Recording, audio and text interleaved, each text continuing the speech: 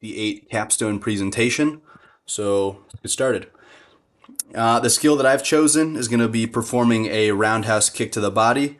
You can either teach the kickboxing style where you pivot on your lead leg, or the Thai style where you step out with your lead leg.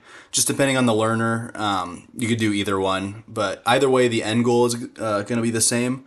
So performing multiple kicks with the same leg consecutively while maintaining good balance and good technique. And the balance and technique part are going to be the real challenge of kind of the final test. So the learner profile that I would be expecting to learn this movement and who I chose for my coaching demonstration video is going to be the young adult age group. They do not necessarily have to have any martial arts experience, although some athletic background is recommended due to the difficult nature of the movement. The learner is going to be starting out in the cognitive stage. This is because someone without martial arts experience is not going to have necessarily put a lot of thought into the mechanics of a roundhouse kick. It's kind of an unnatural movement that a lot of people haven't done before. So they're obviously going to require a full explanation and demonstration before they can start learning the basics and moving on with the movement. So the goals after the first session, first thing would be for the learner to demonstrate some proper stance and pivoting techniques. These are not super difficult to learn, so after session one would be session 1 or 2 is a good goal for that. Performing leg kicks with some proficiency. So if you'll recall, the end goal is to perform kicks to the body. Leg kicks are a little bit easier because you don't have to lift your leg as high off the ground and because you don't have to commit your hips as much.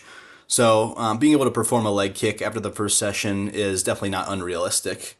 Making several attempts at a kick to the body. So even if it doesn't look pretty, even if it doesn't look like they have good mechanics, it's really the only way to start is just to kind of get into the movement and do it a couple times. Finally, showing some understanding of the mechanics. So the learner being able to repeat some of the things that the coach would be teaching them back to them. Just showing some understanding of what they're supposed to be doing, even if they can't necessarily do it during the first session. So the session structure for the first session and kind of onward, you would start out with a general warm-up. So a lot of martial arts gyms will go for a jog before training. Just gets the blood flowing, gets the body warmed up a little bit. That and then some hip mobility drills will kind of be the foundation for the workout. After that, coach will do some demonstration, do some explanation. Just demonstrate the movement a little bit because obviously for the first session the learner's not gonna have any basis for the mechanics of the kick. After this is the bulk of the practice time. So this is going to be the bulk of the session where students are kind of trying out the kick for themselves. Coach is going around making adjustments. After this is the cool down, which is pretty standard for all workouts. And finally, some reflection time. So talking to the coach, what do they think went well, what went bad, what do they think they need to improve on the most, stuff like that. For the practice schedule, at first, when the learner is still in the early stages of learning the skill, distributed and constant practice are going to be what's utilized the most. So distributed practice to reduce fatigue, to get some breaks in there, and constant practice so that they can practice individual aspects of the kick, which itself is a serial skill.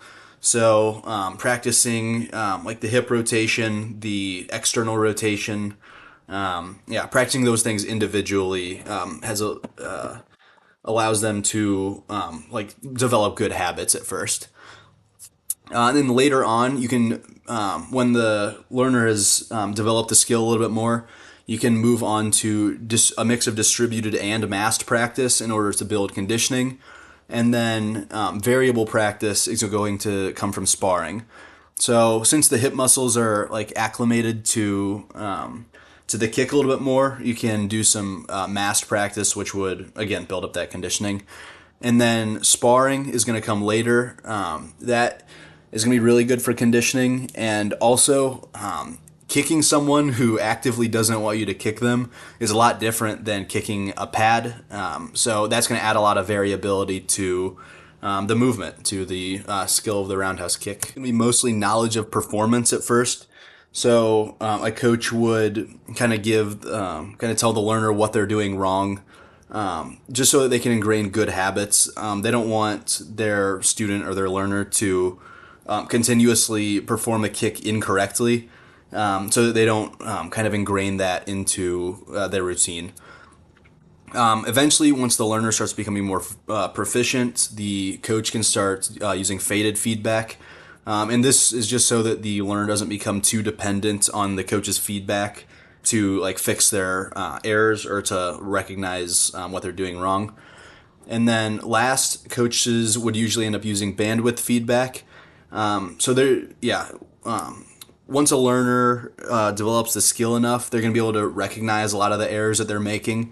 So the coach would only end up intervening if the learner is consistently like performing below expectation. Some supplementary strategies to use: goal setting. So setting smaller goals on the way to doing the multiple consecutive kicks on the same side. Since that skill would take a while to develop, it could take years to develop proficiently. Setting some smaller goals like maintaining balance on 5 out of 10 kicks during a test. That's a good goal to set. Just making sure that their learner's not getting discouraged on the way to their ultimate goal. Positive feedback. Again, martial arts can be very discouraging at times. It can feel like you're not getting better at the rate that you want to. So focusing on like aspects that are improving is kind of the most important part. Just winning little battles at a time will help you get to your end goal a lot faster and with a lot less frustration overall. Finally, random practice. So practicing kicks like outside of however many days you're practicing a week. Say you're practicing 3 days. That's not going to be enough to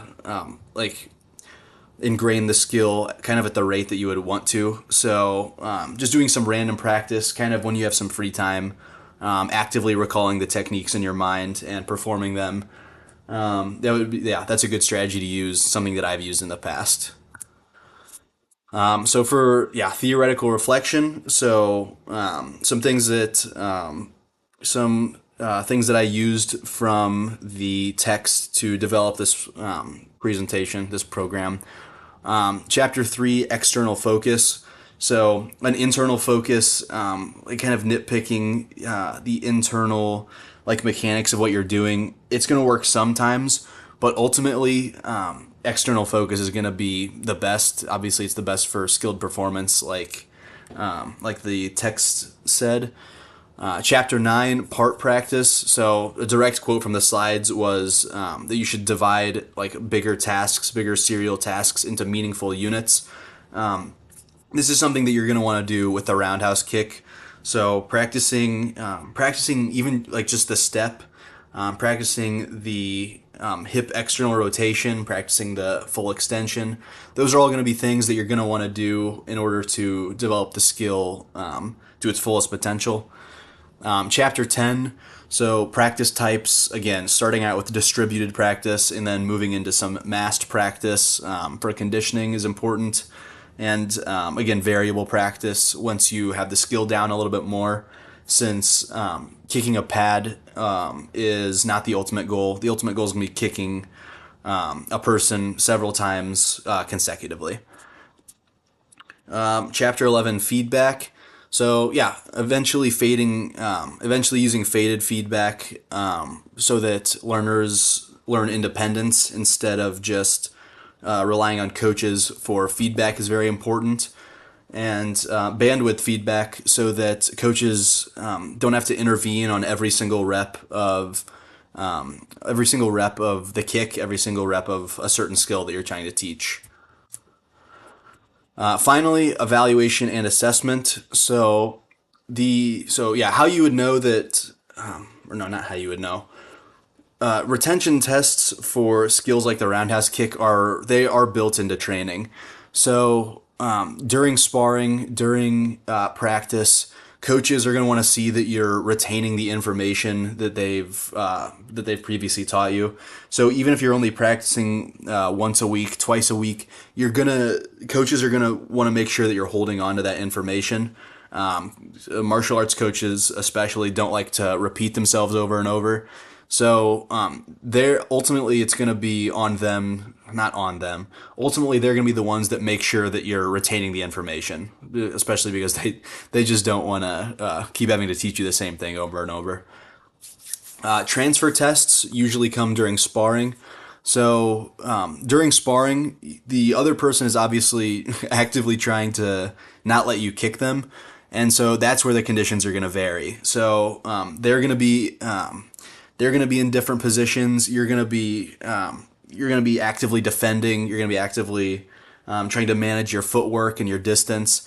So that's where conditions become variable. It's not going to be like kicking a pad over and over. You're going to want to eventually work yourself up to sparring so that you can get a feel for just the variability. Sometimes you're going to be kicking to the body, sometimes to the leg, maybe even to the head if you get good enough.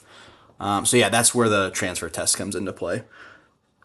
And then finally, the best way to know that you've learned these skills and gotten them down is when you can recognize your own errors without any feedback from coaches.